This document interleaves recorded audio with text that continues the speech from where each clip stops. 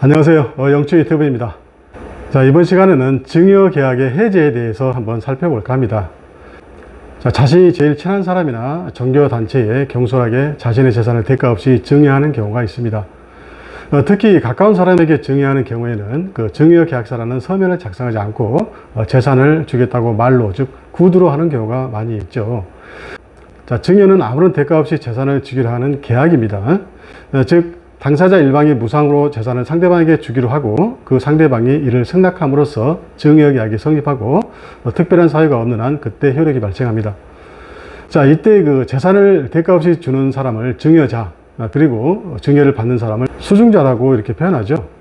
자, 그리고 이제 증여계약도 엄연한 계약이기 때문에 이 증여자는 수증자에게 재산을 넘겨줄 의무 내지 채무가 발생하고 그 의무 이행에 따라서 증여계약의 이행이 완료되는 것입니다. 자, 예를 든다면은, 자, 아파트 한 채를 무상으로 주기로 증여계약을 했다면은 이 수증자에게 그 아파트를 넘겨주고 소유권 이전 등기를 해줘야 될 의무가 증여자에게 발생하고, 자, 그렇게 이행함으로써 증여계약의 이행이 완료된다고 이렇게 표현합니다. 자, 만약에 그 약속을 지키지 않게 되면, 즉 채무 불이행을 하게 되면 이 수증자는 증여자를 상대로 이행을 청구하고, 자, 그래도 응하지 않으면 이행을 해달라고 소송을 걸어서 해결할 수밖에 없는 것입니다. 자, 그런데 우리 민법 제555조는 자, 증여의 의사가 서면으로, 자, 중요합니다. 증여의 의사가 서면으로 표시되지 아니한 경우에는 각 당사자는 이를 해제할 수 있다, 이렇게 규정하고 있습니다. 즉 증여를 구두, 즉 말로만 하고 서면으로 작성하지 않는 경우에는 증여자든 수증자든 증여계약을 해제해서 증여가 없는 것으로 할 수 있다는 것입니다. 자, 물론 그 증여계약을 해제하게 되면 재산을 넘겨줄 의무를 면하는 사람은 증여자이기 때문에 자, 일반적으로 수증자보다는 자, 증여자가 계약을 해제하는 경우가 많겠죠. 자, 비록 증여는 법적인 구속을 받는 엄연한 계약이지만은 이 재산을 무상으로 주는 사람은 베푸는 입장이고 또 반대로 받는 사람 입장에서는 공짜로 받아서 너무 고마움을 느끼는 입장이기 때문에 그 냉정하게 서면까지 작성할 필요까지는 없고 양심에 맡기겠다는 생각이 깔려 있을 수도 있습니다. 자, 그런 생각 때문에 서면으로 작성하지 않고 구두, 즉 말로만 하는 경우가 많다는 얘기죠. 자, 그렇지만 그 서면으로 작성하지 않은 증여계약을 해제할 수 있도록 하는 이유는 이 증여자가 경솔하게 자신의 재산을 증여하는 것을 방지하고 또 증여 의사를 명확하게 해서 자, 그 이후에 법적인 분쟁을 예방하기 위한 것입니다. 이것이 우리 대법원 판례 입장이에요. 자, 증여자와 수증자는 그 재산도 무상으로 나눌 수 있는 가까운 사이인데 자, 경솔하게 증여를 해서 후회하거나 법적인 분쟁이 발생하게 되면 오히려 사이가 멀어지고 자, 심지어는 서로 원수가 될 수도 있는 것입니다. 자, 따라서 이 증여를 하는 사람은 신중을 기해서 심사숙고하기 위해서 그리고 증여를 받는 수증자는 확실하게 증여를 받기 위해서는 이 증여계약서라든가 기타 증여의 의사가 표시된 서면을 반드시 작성해 두는 것이 좋습니다. 그것이 법적 분쟁을 미리 예방하는 방책이 되겠죠. 자, 여기서 이제 서면에 의한 증여라는 것은 이 증여계약서만 의미하는 것은 아닙니다. 즉 우리 대부분 판례에 의하게 되면 비록 서면의 문헌 자체는 증여계약서로 되어 있지 않더라도 그 서면의 작성에 이르게 된 경위를 아울러 고려할 때 자, 그 서면이 바로 증여 의사를 표시한 서면이라고 인정된다면은 자, 이를 우리 민법 제555조에서 말하는 서면에 해당한다고 봐야 한다, 이렇게 판시하고 있는 것입니다. 자, 따라서 이 경우에는 증여계약을 해제할 수 없겠죠. 자, 아무튼 그 서면으로 작성하지 않은 증여는 해제할 수 있는데 자, 여기서 해제는 명칭만 해제일 뿐이고 법적으로는 해제가 아니고 철회입니다. 해제가 아니고 철회입니다. 즉 증여계약의 철회를 의미하는 것이죠. 자, 법적으로 이것을 해제로 본다면 증여계약이 성립한 때로부터 10년 내에 해제를 해야 되겠지만, 즉 기간 제한이 있지만은 자, 철회의 의미로 보기 때문에 기간 제한 없이 언제든지 증여계약을 해제 내지 철회할 수 있다는 것입니다. 자, 따라서 이 증여계약이 성립한 후에 언제든지 해제, 즉 철회할 수 있고, 자, 예를 든다면은 10년이 지난 후에도 또 20년이 지난 후에도 증여계약을 해제, 즉 철회할 수 있다는 것입니다. 자, 다만 그 증여계약의 해제는 이미 이행이 완료된 부분에 대해서는 영향을 미치지 않습니다.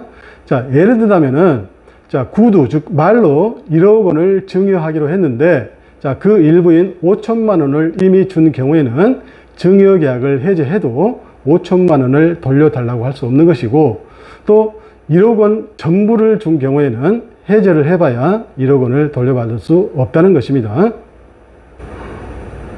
자, 이제 구체적인 사례를 2개 들어보겠는데요. 자, 첫 번째입니다. 첫 번째 사례는, 자, 도시에 살고 있는 A가 시골 고향에 있는 밭 500평에 대해서 그 고향에서 살고 있는 사촌 동생 B와 구두로, 서면이 아닙니다, 구두로 증여계약을 하고, B가 그때부터 그 밭을 점유해서 25년 동안 아무런 문제 없이 농사를 짓고 있었지만 증여를 원인으로 한 소유권 이전 등기는 하지 않는 상태입니다. 자, 그런데 그 밭을 포함한 그 일대가 개발된다고 해서 땅값이 폭등하자, 자, A가 갑자기 그 증여계약을 해제한 경우입니다. 자, 서면이 아닌 구두에 의한 증여계약은 기간 제한 없이 언제든지 해제할 수 있다고 했습니다. 자, 비록 그 토지에 대한 점유를 B에게 이전해줘서 B가 25년 동안 점유하고 농사를 짓고 있지만은, 자, 소유권 이전 등기를 해준 것이 아니기 때문에 증여계약의 이행이 완료된 것도 아니고, 자, 따라서 그 증여계약을 해제할 수 있다는 것입니다. 즉, 이 증여계약을 해제해서 소유권을 넘겨줄 의무로부터 벗어나고 그 토지의 명도를 청구할 수 있는 것입니다. 자, 다만 이 B의 입장에서, 즉 수증자의 입장에서, 자, 방금 본 사례의 경우에 이 부동산 점유취득시효의 요건을 충족한다면 이 점유취득시효를 주장할 수는 있습니다.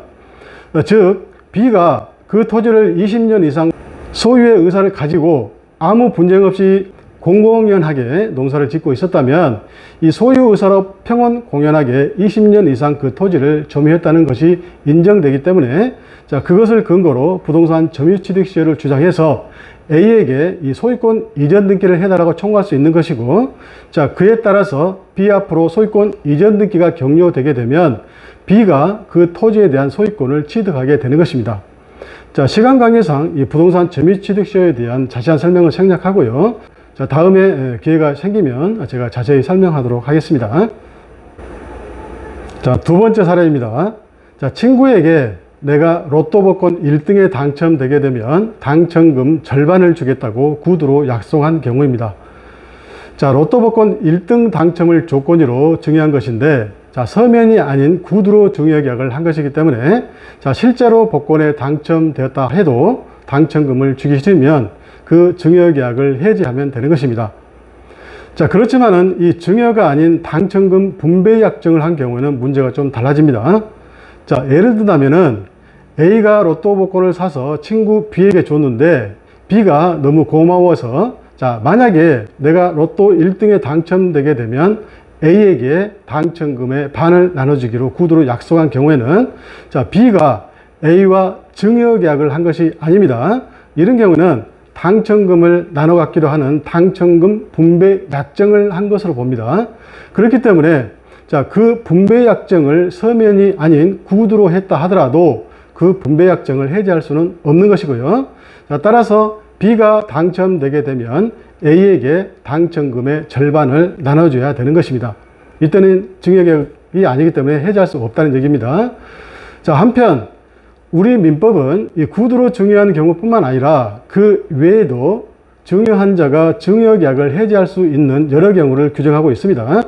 자, 예를 든다면은, 자, 서면으로 증여계약을 했다 하더라도 이 수증자가 증여자 또는 그 배우자나 직계혈족에 대해서 범죄 행위를 하거나 수증자가 증여자에 대해서 부양 의무가 있는데, 자, 그 부양 의무를 이행하지 않는 경우에는 이 증여자는 증여계약을 해지할 수 있습니다.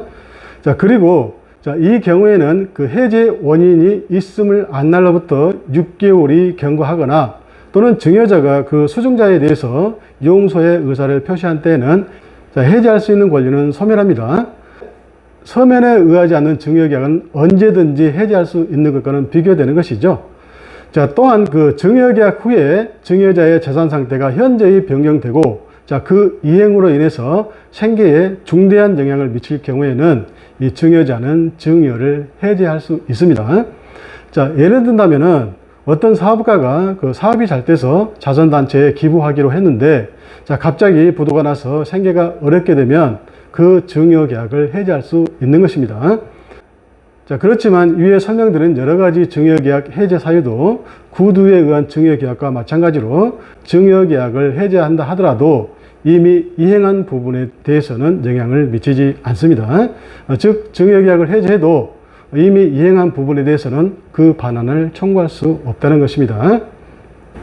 자, 지금까지 증여계약의 해제에 대해서 설명을 드렸는데요. 특히 서면에 의하지 않는 증여계약, 즉 구두에 의한 증여계약은 언제든지 해제할 수 있는 것입니다.